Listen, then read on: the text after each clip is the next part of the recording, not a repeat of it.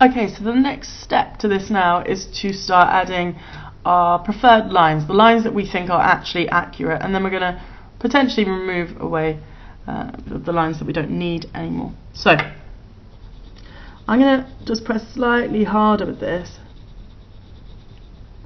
and just think more accurately about where everything needs to go. And again, detail's going to come in later, and I'm going to just start shaping this off, because actually, you know, although we drew ovals, this sort of flipper isn't actually completely oval. It has got sort of more angular areas to it. Okay, and hopefully you can start seeing the lines I'm choosing. I'm confirming them now. Okay, I'm confirming the lines that I want to use, that I want to have there later on when I start applying my colour. This would still, I'd still be able to rub this out. This still isn't too heavy. It's just heavier than it was before, which means your first lines, the first time you did the sketch, that has to be light.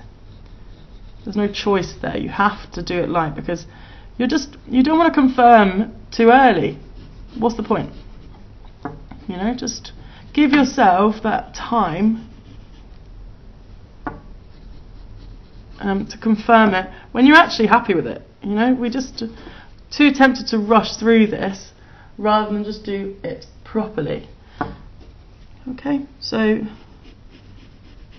I'll just pause this for a second and then I'll get it done, and then I'll show you what I've done.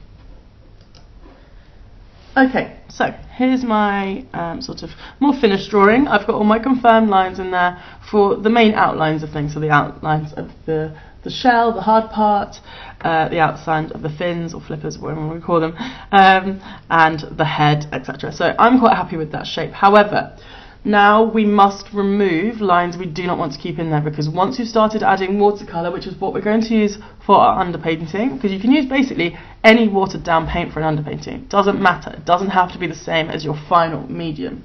But I'm going to start rubbing this out, because once you start using paint on top, you cannot rub out your lines. It's not effective, it doesn't work. So you can start rubbing out your test lines from earlier. Okay, so that is the next and final step. Apologies for that.